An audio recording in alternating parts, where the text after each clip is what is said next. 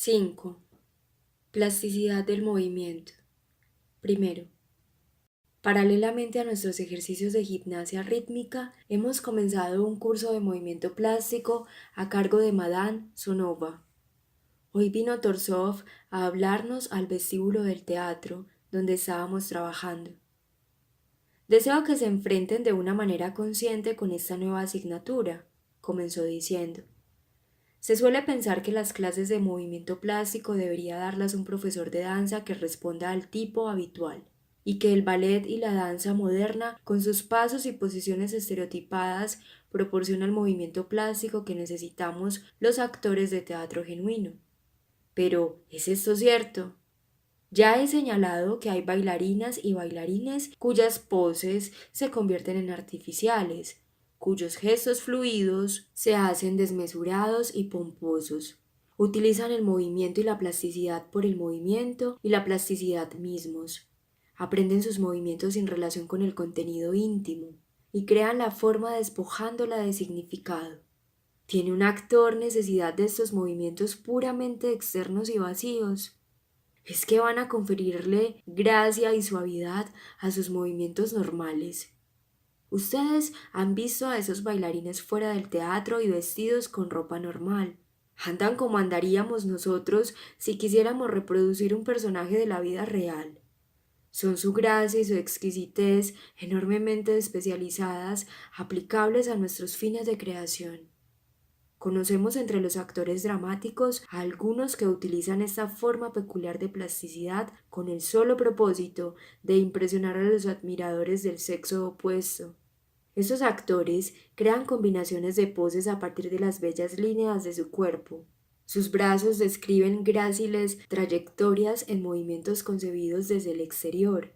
Estos llamados gestos empiezan en sus hombros, en sus caderas, en sus columnas vertebrales. Recorren la superficie de sus brazos, de sus piernas y vuelven a su punto de partida, sin haber realizado ningún acto creador, sin haber proporcionado ningún estímulo a la acción, sin el aliciente de una finalidad intencionada. Estos movimientos se desarrollan como la fuerza en un tubo neumático que transporta las cartas, indiferente al contenido. Podemos admitir que hay fluidez en estos movimientos, pero al mismo tiempo están vacíos y desprovistos de inteligencia. Son como las manecitas de una bailarina que se mueven solo para demostrar lo hermosas que son. No podemos aceptar estas rutinas del ballet, ni este tipo de poses, ni los gestos teatrales de naturaleza externa y superficial. Nada de esto podría nunca captar la profundidad humana de Otelo o de Hamlet. Intentemos más bien utilizar estos convencionalismos, estas poses y gestos para el desarrollo de algún propósito vital, para la proyección de alguna experiencia íntima. En ese momento, el gesto deja de ser un simple gesto y se convierte en una acción real con una intención y un contenido. Lo que precisamos son acciones sencillas y expresivas con un contenido. ¿Cómo podremos encontrarlas? Además de los señalados, hay otros tipos de bailarines y actores. Son los que han creado para sí mismos una clase de plasticidad inalterable a través del esfuerzo y luego han dejado de preocuparse por ese aspecto de sus acciones físicas. Para ellos ese movimiento se ha convertido en parte de su ser, una cualidad personal, una segunda naturaleza. Los bailarines y los actores de este tipo no pueden evitar moverse con fluidez. Si prestaran un oído atento a su propio mecanismo, percibirían una energía que brota de lo más profundo de su ser, del corazón mismo. No se trata de una energía vana, está cargada de emociones, deseos, objetivos que la envían vibrando a través de un circuito interno, con el fin de excitar una acción determinada. La energía, avivada por la emoción, cargada por la voluntad, dirigida por el intelecto, se mueve orgullosa y confiada, como un embajador que tiene una misión importante. Se manifiesta a través de la acción consciente, animada por los sentimientos, el contenido y la finalidad, y no puede realizarse de forma mecánica y fortuita, sino que se desarrolla de acuerdo con sus impulsos espirituales. Al avanzar por la red del sistema muscular, excitando los centros motores internos, mueve a la acción externa. Recorre no solo los brazos, la columna vertebral y el cuello, sino también las piernas. Induce a los músculos de las piernas y hace andar de una determinada manera, factor enormemente importante en un escenario. Se preguntan si la forma de andar en escena es diferente al paso que se utiliza en la calle. Sí que lo es. Y la razón es que en la vida no caminamos correctamente, mientras que en escena nos vemos obligados a hacerlo de forma correcta, tal como lo ha previsto la naturaleza y de acuerdo con todas sus leyes. En ello reside la mayor dificultad. Las personas a quienes la naturaleza no ha dotado de un paso armónico, normal y que son incapaces de desarrollarlo por sí mismas, tienen que recurrir a toda clase de estratagemas en el escenario para ocultar esta falta.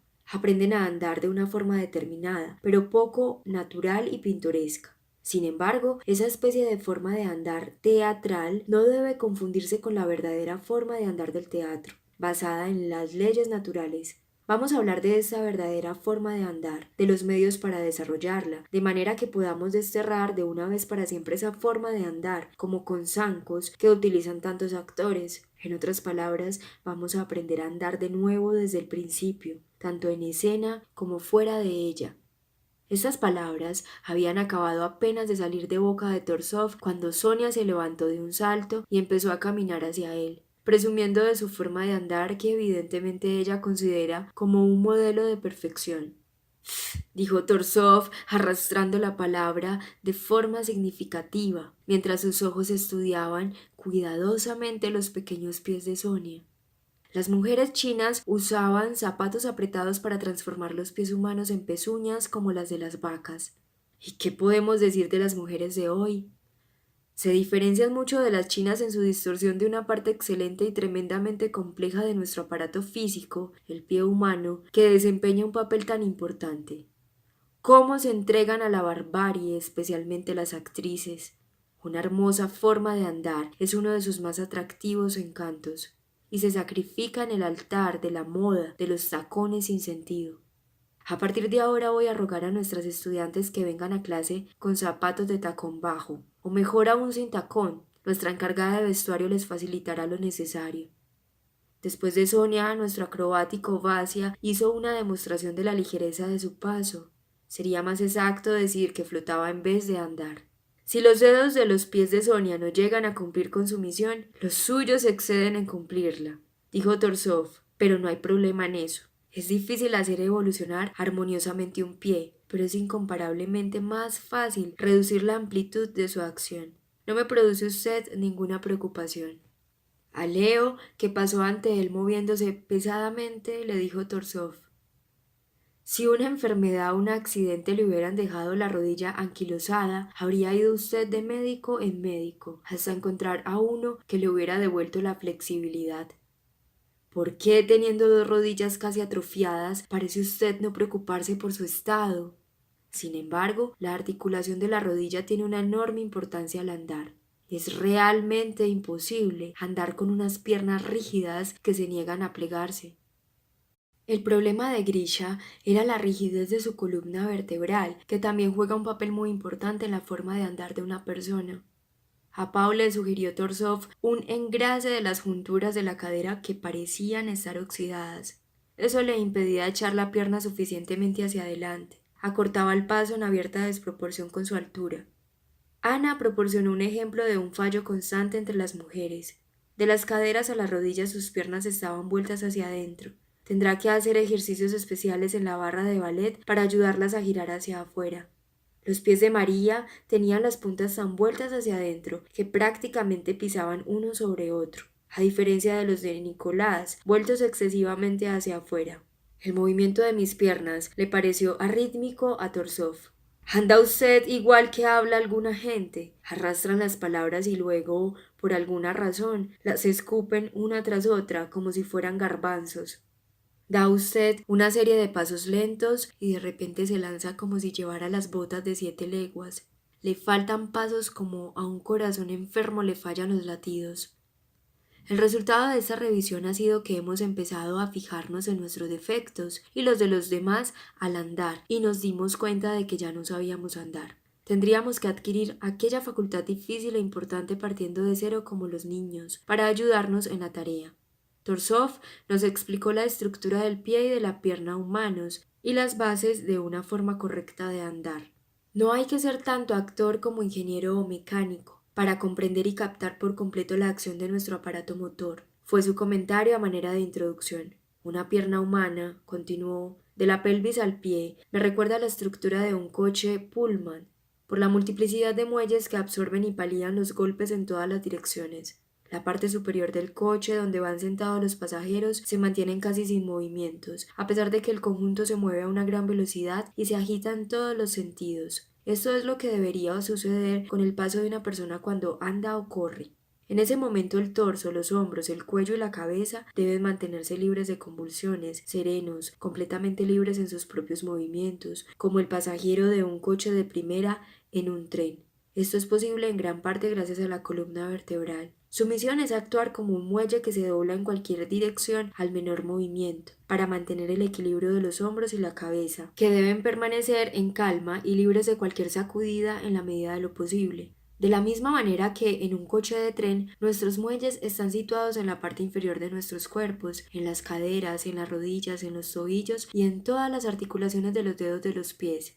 Su misión es amortiguar los golpes que se producen cuando andamos o corremos, o cuando inclinamos nuestro cuerpo hacia adelante, atrás o a los lados en cualquier movimiento de giro o vaivén. Cumplen además otra función, la de impulsar hacia adelante el cuerpo que soportan, y se hace de manera que este cuerpo, de nuevo como un coche de tren, se mueva con la mayor suavidad posible en una línea horizontal, con un mínimo de subidas y bajadas verticales. Al describir ante ustedes esta forma de andar y correr, recuerdo un incidente que me impresionó mucho. Estaba yo observando el paso de unos soldados. Sus cabezas, hombros y pechos se veían sobre la valla que me separaba de ellos. No parecía que estuvieran andando, sino deslizándose sobre patines o esquíes por una superficie absolutamente suave. Se recibía una absoluta impresión de deslizamiento. No había subidas ni bajadas abruptas. Lo que causaba este efecto era que todos los muelles correspondientes de las caderas, rodillas y tobillos de aquellos soldados cumplían su labor a la perfección. Gracias a ello, la parte superior de sus cuerpos parecía flotar tras la valla en una línea horizontal. Para darles a ustedes una idea más exacta de la función de cada una de las partes, comparable a las ballestas de un vehículo, me fijaré en ellas por separado.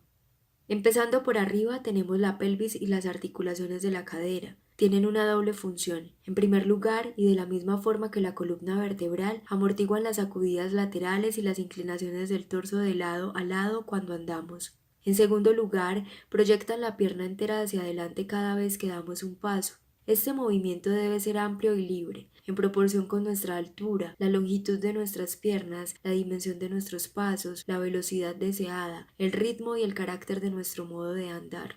Cuanto mejor se eche la pierna hacia adelante, a partir de la cadera, con tanta mayor ligereza y libertad volverá a su posición original, y el paso dado será más amplio y más rápido.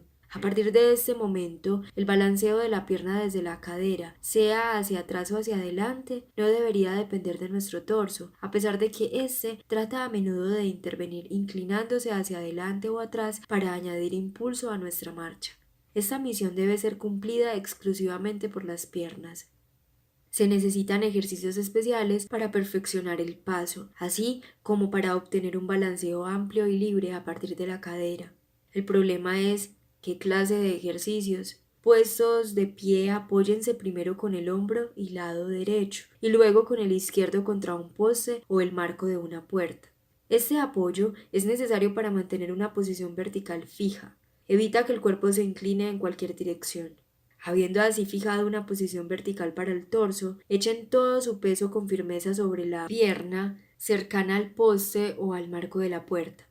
Pónganse ligeramente de puntillas y muevan la otra pierna, con la rodilla sin flexionar, primero hacia adelante y luego hacia atrás. Al hacerlo, intenten llevarla a un ángulo recto en ambos sentidos. Al principio debe hacerse esto durante muy poco tiempo y en movimientos muy lentos, aumentando luego la duración para que se vayan ejercitando todos los músculos correspondientes. Por supuesto, no puede llegarse inmediatamente al límite, hay que hacerlo gradualmente y de forma sistemática. Cuando hayan hecho este ejercicio, supongamos con la pierna derecha, dense la vuelta y hagan lo mismo, y de la misma forma con la izquierda. Y tengan cuidado de que al extender la pierna, el pie no quede en ángulo recto con respecto a ella, sino que esté extendido en la misma dirección de la pierna. Al andar, como yo he señalado, las caderas suben y bajan. Al echar hacia adelante la pierna derecha, sube la cadera derecha y cae la izquierda con el movimiento hacia atrás de la pierna izquierda. Al suceder esto se siente un movimiento de rotación en las articulaciones de la cadera. El resorte siguiente por debajo de las caderas son las rodillas. Estas tienen también una doble función, ayudan al cuerpo a moverse hacia adelante y absorben también los golpes y sacudidas verticales originadas por el peso del cuerpo cuando pasa de una pierna a otra. En ese momento la pierna que toma la carga del peso del cuerpo está ligeramente flexionada, justamente lo suficiente para mantener el equilibrio de los hombros y de la cabeza. Después de que las caderas hayan cumplido su misión de desplazar el torso hacia adelante y asegurar su equilibrio, es misión de las rodillas enderezarse y hacer avanzar con ello el cuerpo que soportan.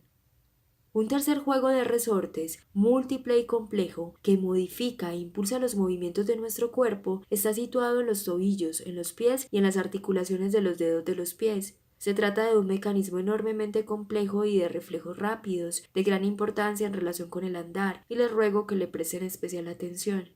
La flexión de la pierna en el tobillo continúa el movimiento hacia adelante, comenzando por la cadera y la rodilla. El pie y sus dedos participan de esta acción, pero tienen además otra función. Absorben los choques producidos por el movimiento gracias a su mecanismo rotatorio. Hay tres formas de utilizar este mecanismo de los pies y sus dedos, que producen tres maneras de andar. En la primera, el talón comienza el paso. En la segunda, toda la planta del pie se posa sobre el suelo al mismo tiempo. En la tercera, conocida como griega o paso de Isadora Duncan, los dedos son los primeros que tocan el suelo y luego toda la planta hasta el talón. Después, el peso vuelve a los dedos en una especie de movimiento de mecedora. Me ocuparé ahora del primer tipo, que es el más corriente en gente que lleva tacones en los zapatos. Al andar de esta forma, el talón es la primera parte del pie que soporta el peso y lo transmite luego hasta los dedos del pie. Sin embargo, los dedos no se doblan hacia arriba, sino que se aferran al suelo como las garras de un animal. Cuando el peso del cuerpo empieza a hacer presión contra las articulaciones de los dedos, estos se estiran y así se van despegando del suelo hasta que el movimiento ha llegado a la punta misma del dedo gordo. El peso del cuerpo se mantiene entonces en ese punto por un instante, como cuando una bailarina baila de puntillas, pero no impide el impulso de avance. Este grupo inferior de resortes, del tobillo al dedo gordo del pie, desempeña un papel importante y decisivo. Para demostrar la influencia de los dedos del pie en aumentar las dimensiones del paso y la rapidez del andar, lo ilustraré con un ejemplo de mi propia experiencia. Cuando voy a casa o al teatro y los dedos de mis pies cumplen plenamente su función, llego a esos lugares sin aumentar la velocidad de 5 a 7 minutos antes que si ando sin hacer que los dedos y los pies cumplan su misión de acelerar mis movimientos. Es importante que los dedos de los pies completen el paso hasta la punta misma. De la misma manera, los dedos de los pies modifican los golpes y su importancia en esta función es enorme. Ello es especialmente importante en el momento más difícil, cuando se trata de mantener una marcha constante y cuando las sacudidas verticales pueden intervenir con mayor fuerza, el momento en que el peso pasa de un pie al otro.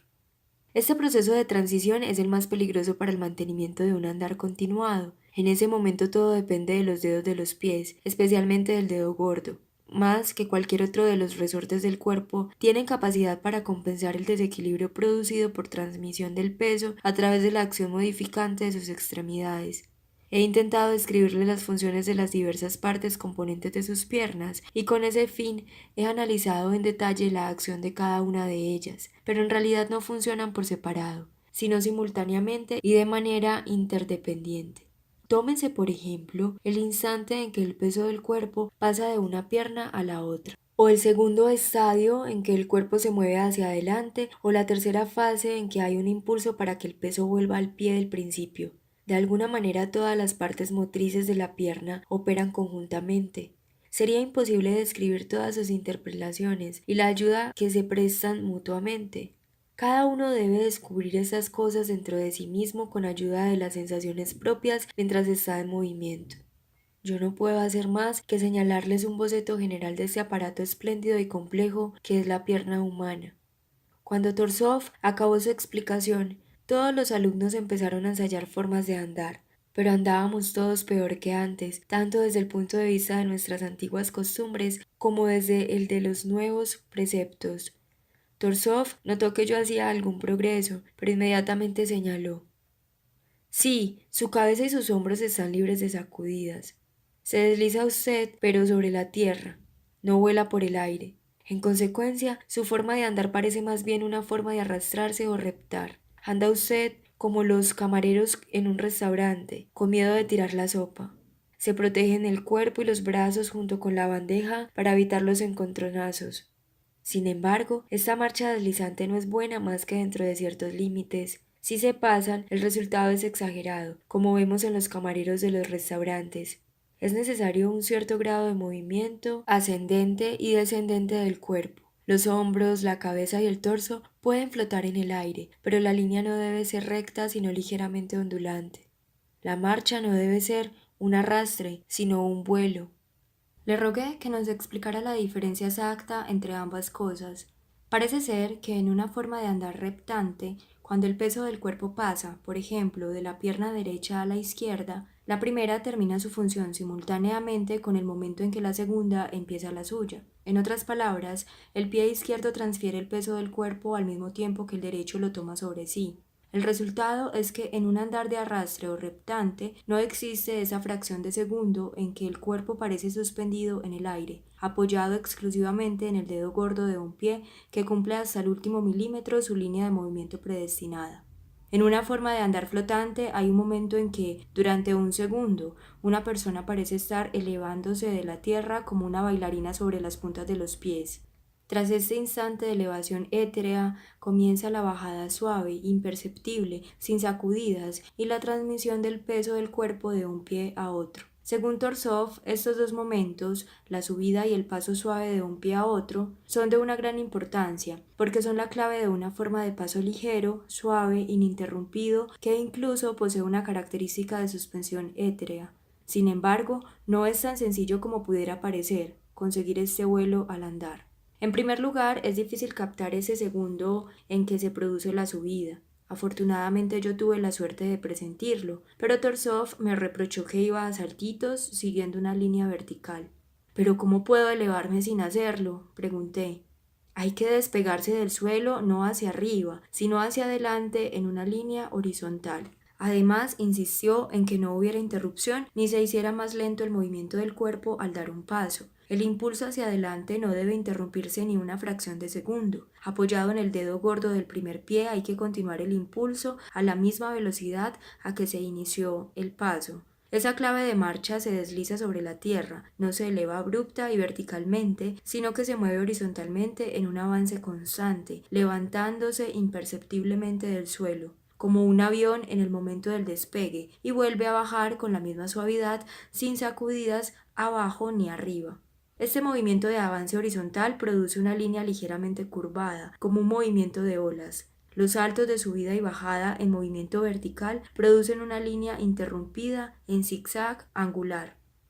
Si alguien de fuera hubiera caído hoy por nuestra clase, habría creído que estaba en un hospital de parapléjicos. Todos los alumnos se movían totalmente absortos, concentrados en sus músculos y aparentemente enfrascados en algún problema de difícil solución. Esta concentración tenía, naturalmente, como efecto el embotamiento de sus centros motores. Lo que antes solían hacer instintivamente exigía ahora la supervisión más consciente y ponía al descubierto hasta qué punto ignorábamos la anatomía y el sistema de los músculos de la locomoción. De hecho, tirábamos de la cuerda falsa y producíamos el tipo de movimientos inesperados que salen de una marioneta cuando tiene los hilos retorcidos. La concentración de atención sobre el movimiento tuvo como resultado positivo enseñarnos un sano respeto hacia el refinamiento y complejidad del mecanismo de nuestras piernas. De repente nos dimos cuenta de hasta qué punto está todo interrelacionado y cómo se complementa todo.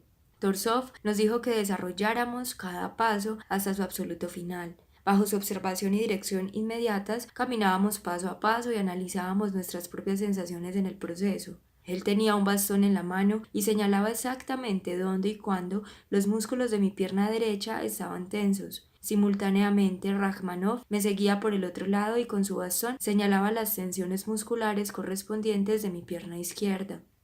Dese cuenta, dijo Torsov, de que mientras mi bastón asciende por su pierna derecha, que está extendida hacia adelante y está tomando el peso del cuerpo, el bastón de Rachmanov desciende por su pierna izquierda, que está inclinando el cuerpo y con él su peso hacia la pierna derecha. Y ahora comienza el movimiento inverso, mi bastón baja y el suyo sube. ¿No nota usted que este movimiento alterno de nuestros bastones desde los dedos de sus pies hasta las caderas sucede en direcciones opuestas?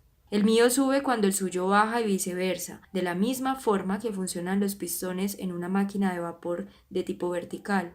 Fíjese bien que la tensión y distensión en las articulaciones se sigue en una secuencia de arriba abajo y de abajo arriba. Si tuviéramos un tercer bastón, podríamos señalar cómo parte de esta energía sube por la columna vertebral, suavizando las sacudidas y manteniendo el equilibrio. Una vez cumplida su misión, la tensión de la columna empieza su camino de vuelta hacia los dedos de los pies de donde ha venido.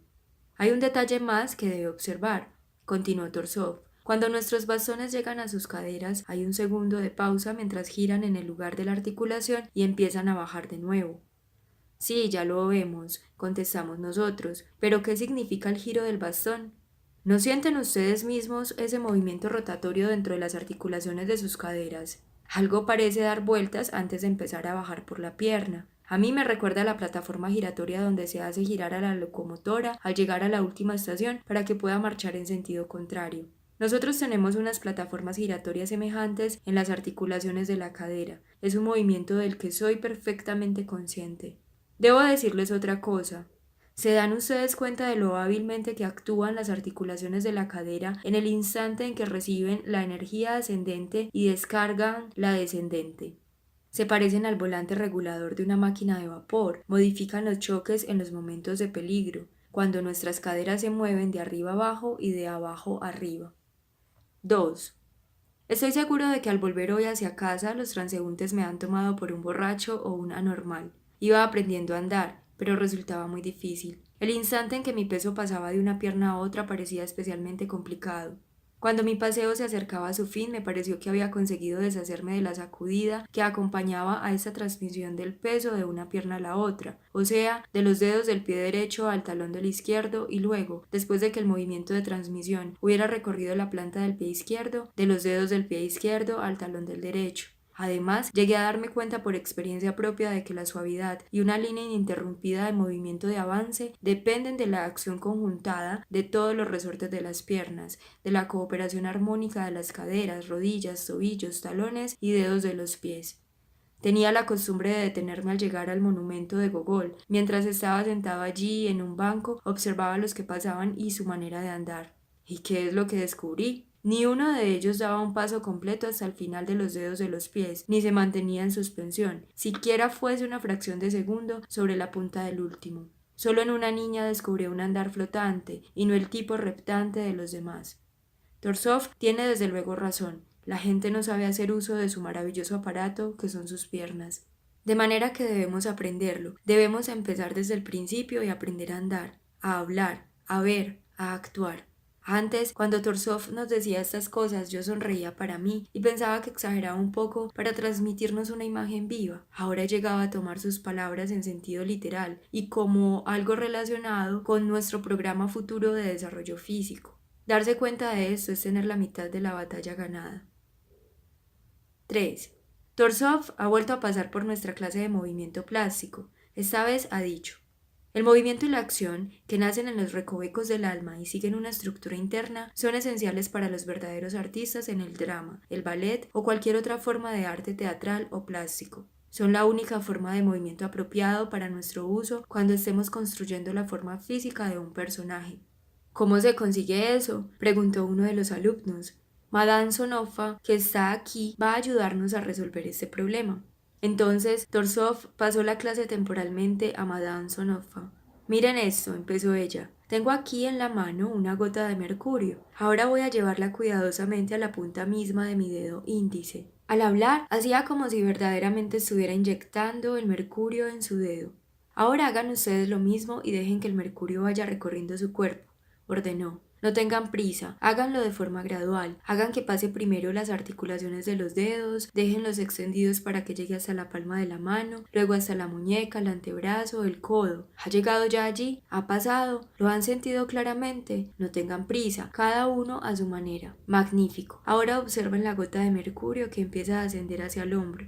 Eso es, maravilloso. Todo el brazo se ha distendido, se ha enderezado y ha empezado a elevarse, articulación por articulación. No, no, no, ¿por qué dejan caer el brazo de repente como un pedazo de madera? El mercurio echa a rodar y cae al suelo. Tiene que dejarlo fluir lentamente, primero del hombro al codo. Ahora dóblenlo, doblen el codo. Eso es, así, pero no bajen todavía el resto del brazo, de ninguna manera, o perderán el mercurio. Eso es, ahora sigan, dejen que pase la muñeca. No tan deprisa, obsérvenlo atentamente. ¿Por qué dejan caer la muñeca? Levántenla. Atención al mercurio. Lentamente. Perfecto. Ahora déjenlo pasar sucesivamente por las articulaciones de la mano y los dedos. Así, que se muevan hacia abajo. Lentamente, eso es. Ahora la última flexión. La mano está ahora vacía. El mercurio ha salido. Ahora voy a introducirle el mercurio por la coronilla, dijo dirigiéndose a Paul Sustov. Deje usted que le baje por el cuello, por todas las vértebras de la columna, por la pelvis y la pierna derecha, y luego hacia arriba otra vez por el arco de la pelvis y, bajando la pierna izquierda hasta el dedo gordo del pie izquierdo. Ahora vuelva a la pelvis y haga que vuelva el mercurio a subir por la columna vertebral, al cuello y a la cabeza, hasta la coronilla.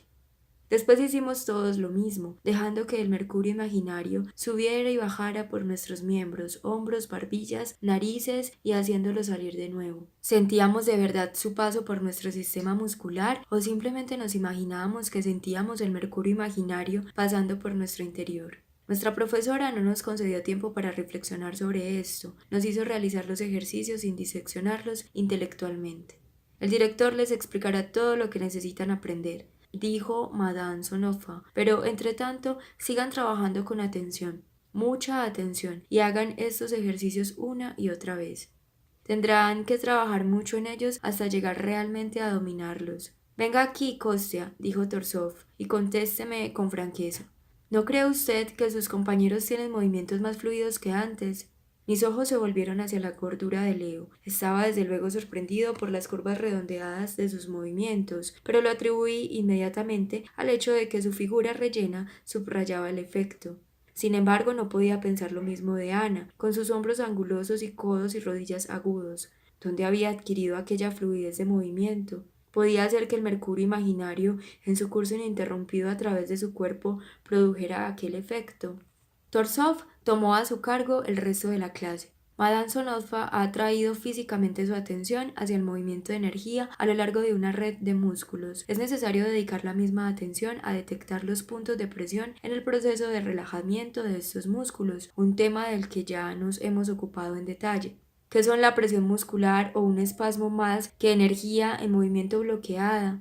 Los ejercicios hechos el año pasado, que consistían en emitir unos rayos determinados o comunicaciones sin palabras, nos enseñaron que la energía no opera solo dentro de nosotros, sino fuera también, mana de las profundidades de nuestro ser y se dirige a un objeto fuera de nosotros mismos. De la misma manera que en este proceso debemos fijar ahora nuestra atención sobre el campo del movimiento plástico, donde esa energía desempeña un papel importante. Es esencial que su atención se mueva en compañía constante de la corriente de energía, porque eso ayuda a crear una línea infinita e ininterrumpida esencial para nuestro arte. Debo decir de paso que esto es cierto también en las demás artes. ¿No creen ustedes que la música debe tener la misma línea ininterrumpida de sonido? Naturalmente, un violín no puede cantar una melodía hasta que el arco se mueva constantemente y suavemente sobre sus cuerdas. ¿Y qué sucedería si un pintor se viera privado de esta continuidad? Siguió demostrando Torsov. ¿Podría entonces realizar siquiera el boceto de un dibujo? Desde luego que no. Esa línea es absolutamente necesaria para el pintor. ¿Qué pensarían ustedes de un cantante que tosiera sonidos intermitentes en lugar de emitir una nota sonora continua? Creo que debería ir a un hospital en lugar de a un escenario, dije yo en broma. Traten a continuación de privar a un bailarín de la prolongada continuidad de su línea. ¿Podría bailar sin ella?, preguntó Torsov. Desde luego que no, contesté yo. Bien, el actor debe disponer de esa línea ininterrumpida tanto como cualquier otro artista. ¿O creen que podría salir adelante sin ella? Estábamos todos de acuerdo con Torsov en que no. Por tanto, concluyó, podemos considerarla esencial para todas las artes, pero eso no es todo. El arte mismo nace en el momento en que se establece esa línea ininterrumpida, se trate del sonido, de la voz, del dibujo o del movimiento. mientras solo existan sonidos, emisiones, notas y exclamaciones separadas en lugar de música o líneas separadas y puntos en lugar de un dibujo o sacudidas espasmódicas y separadas en lugar de un movimiento coordinado, no podrá hablarse de música, canto, dibujo o pintura, baile, arquitectura, escultura ni, en definitiva, arte dramático. Quiero que observen ahora cómo se establece la línea ininterrumpida de movimiento. Mírenme y repitan lo que yo haga. Como ven, mi brazo, con el mercurio imaginario en los dedos, está colgando a lo largo del cuerpo, pero quiero levantarlo. Así que vamos a regular el metrónomo al compás más lento, el número 10. Cada golpe representará un cuarto de nota. 4 golpes constituirán un compás de 4 por 4, que será el tiempo que tarde en levantar el brazo. Torsov puso entonces el metrónomo en movimiento y advirtió que estaba a punto de comenzar la sesión.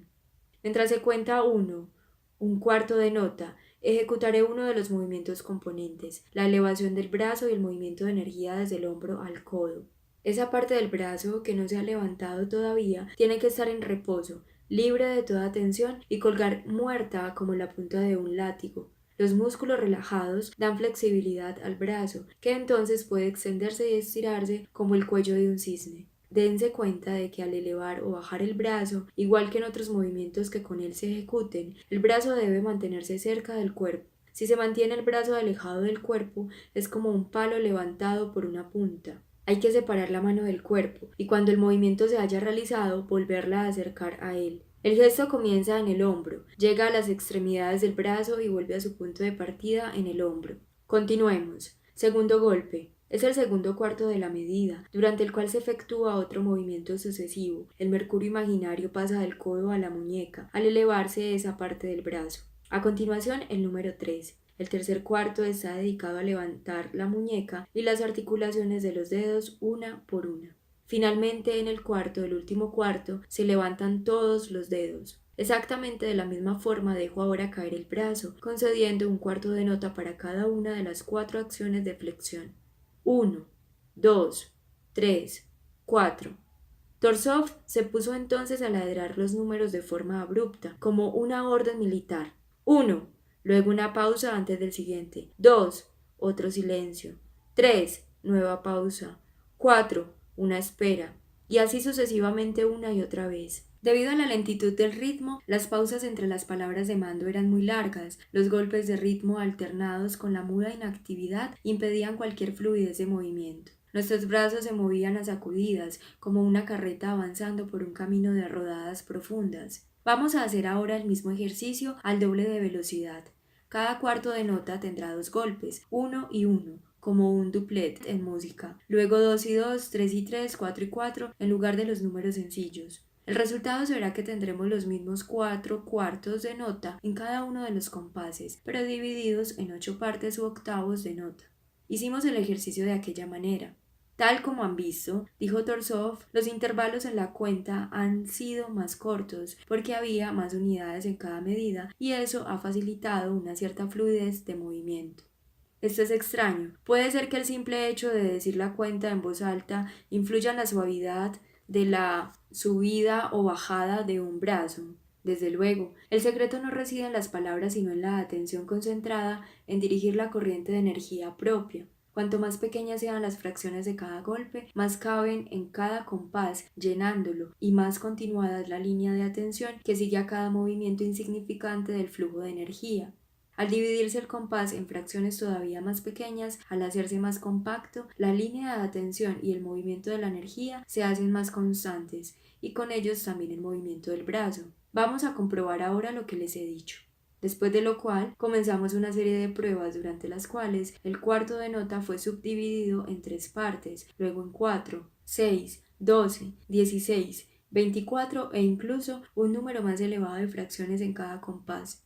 Los movimientos se fueron fusionando entre sí hasta llegar a ser constantes y sin interrupciones, como el susurro de los propios golpes rítmicos. 1, 1, 1, 1, 1, 1, 1, 2, 2, 2, 2, 2, 2, 2, 3, 3, 3, 3, 3, 3, 3, 4, 4, 4, 4, 4, 4, 4.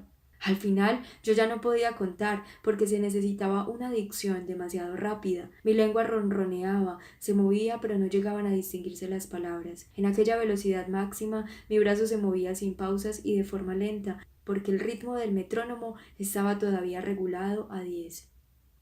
El resultado era una suavidad maravillosa. Mi brazo se doblaba y se extendía realmente como el cuello de un cisne. Entonces nos dijo Torsov: podemos establecer otra comparación, esta vez con un motor fuera de borda. En el arranque produce un ruido intermitente y explosivo. Luego, tanto el ruido como el movimiento de la hélice se hacen constantes. Lo mismo puede decirse de ustedes. Al principio escupían prácticamente la voz de mando y ahora la sucesión de los golpes rítmicos se han transformado en un sonido de tarareo continuo y en un movimiento plástico lento. De esta forma es adaptable a los fines del arte, porque han conseguido una melodía sostenida y una continuidad de movimiento.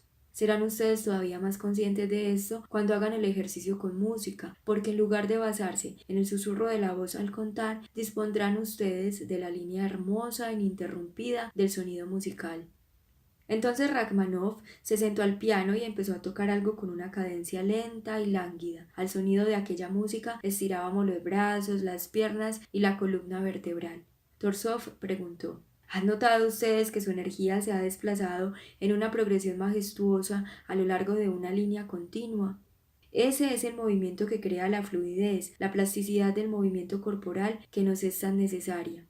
Esta línea interna viene de los pliegues más profundos de nuestro ser. La energía que engendra está saturada de estímulos originados por las emociones, la voluntad y el intelecto. Cuando, con ayuda del ejercicio sistemático, uno se acostumbra e incluso disfruta de basar las acciones en una línea interna, más bien que en una línea externa, se llega a descubrir lo que significa la emoción del movimiento mismo. Después de haber acabado los ejercicios, continuó Torsov: en nuestro arte, una línea sólida e ininterrumpida de movimiento es la materia bruta de la cual moldeamos la forma plástica. De la misma forma que un hilo continuo de lana o de algodón va tomando forma al pasar por un telar, nuestra línea de acción está sujeta a un sistema de fabricación artística. En un punto determinado la hacemos más fina, en otro la reforzamos quizás, en un tercer punto podemos acelerarla, contenerla, hacerla más lenta, romperla, añadir un acento rítmico y finalmente coordinar nuestro movimiento con la intensidad del tempo y del ritmo. ¿Cuáles son los instantes de la acción producida que deberían coincidir con el latido del compás que se desarrolla en nuestro espíritu? Estos instantes son segundos divididos de una forma minúscula, casi imperceptibles, durante los cuales la corriente de energía atraviesa los diferentes puntos de articulación, como las articulaciones de los dedos o las vértebras o la columna. Son esas porciones de segundo lo que capta nuestra atención. Al hacer pasar la gota de mercurio imaginaria de articulación en articulación, convertimos en una nota el instante en que la energía que simboliza cruza por el hombro, el codo, el ángulo de la muñeca, las articulaciones de los dedos. Eso es lo que hicimos con el acompañamiento de la música. Es posible que la coincidencia no haya sido exacta, puede no haber sucedido cuando ustedes lo esperaban, puede haber sido antes o después, puede que no hayan ustedes contado con exactitud, sino solo aproximadamente, el golpe rítmico. Lo importante es que la acción dividida de esta forma les introdujo a ustedes dentro del tempo y del ritmo, que eran ustedes constantemente conscientes del compás y que su atención ha perseguido y se ha puesto a la par de una cuenta cada vez más fraccionada que llegaba a superar la capacidad de la lengua. A pesar de todo, se ha creado una línea ininterrumpida de atención y con ella el flujo ininterrumpido de acción que estábamos tratando de conseguir. Lo más agradable de todo resultó ser el llegar a relacionar un movimiento interior de energía con una melodía. Vania, que trabajaba intensamente a mi lado, descubrió que la música suavizaba realmente todos nuestros movimientos, de tal forma que se desarrollaban como un rayo bien engrasado. Los sonidos y el ritmo crean una suave continuidad y una ligereza de movimiento que producen la impresión de que un brazo comienza a volar desde el torso por iniciativa propia. Realizamos ejercicios similares con las piernas, la columna vertebral y el cuello. En este último ejercicio, la energía se desplazaba a lo largo de nuestras vértebras de la misma forma que se había desplazado en los ejercicios de relajación de la tensión muscular. Cuando la corriente de energía fluía hacia abajo, sentíamos como si nos estuviéramos hundiendo en las regiones inferiores. cuando ascendía por nuestra columna vertebral, parecía como si nos estuviéramos elevando desde la tierra. La ejecución de un ejercicio de piernas parecido estimulaba la acción de los músculos de la pierna y los pies al andar. Cuando éramos capaces de crear un flujo de energía suave y regular, conseguíamos un paso suave, pausado y elástico. Cuando la energía llegaba en sacudidas, quedaba bloqueada en puntos de articulación u otros centros de locomoción. Nuestro paso se hacía desigual, entrecortado. Cuando el paso alcanza una línea ininterrumpida de movimiento, significa que el ritmo y el tempo le son inherentes, dijo Torsov. Todos los movimientos de la marcha, así como los movimientos de los brazos, están divididos en las fracciones componentes de los momentos en que la energía pasa por las articulaciones, la extensión de la pierna, el impulso del cuerpo hacia adelante, su repulsión, el cambio de pie, la compensación de las sacudidas, etc. Por tanto, al continuar los ejercicios, deberían coordinar el compás del ritmo y el tempo externos del paso con el compás correspondiente de la línea interna del movimiento de energía, de la misma forma que lo hicimos en nuestros ejercicios con los brazos y la columna vertebral. ¿Cuánta atención requiere vigilar el movimiento de energía regular y rítmico? Si se produce el más insignificante descuido, se origina una molesta sacudida. Se rompen la fluidez y la suavidad del movimiento. El acento queda destruido. Aprendimos también a cortar repentinamente el flujo de energía. Hicimos lo mismo con el tempo y el ritmo. El resultado era una pose inmóvil. Para creer en la autenticidad de esta pose, tenía que estar justificada por un impulso interno. Aquel tipo de pose se transformaba en una acción paralizada, una escultura viviente. Es muy agradable no solo actuar por un impulso interno, sino también permanecer inactivo dentro del ritmo y del tempo. Al final de la clase, Torsov hizo un resumen.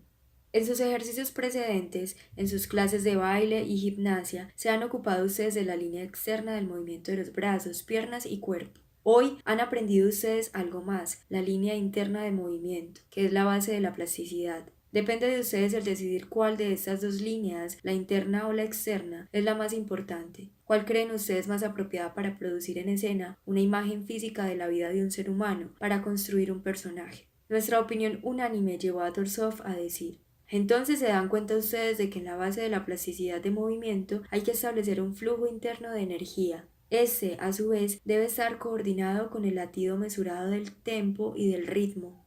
A esta sensación interna de una energía que atraviesa el cuerpo la llamamos sentido del movimiento.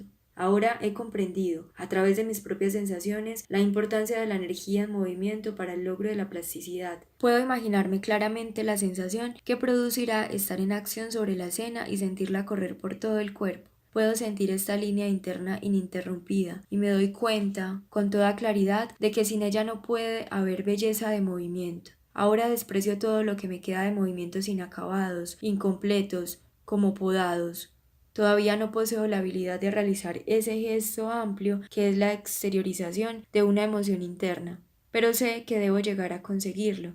En otras palabras, no he adquirido todavía la plasticidad de movimiento ni el sentido del movimiento, pero los presiento en mí mismo y sé ya que la plasticidad externa está basada en nuestro sentido interior del movimiento de energía.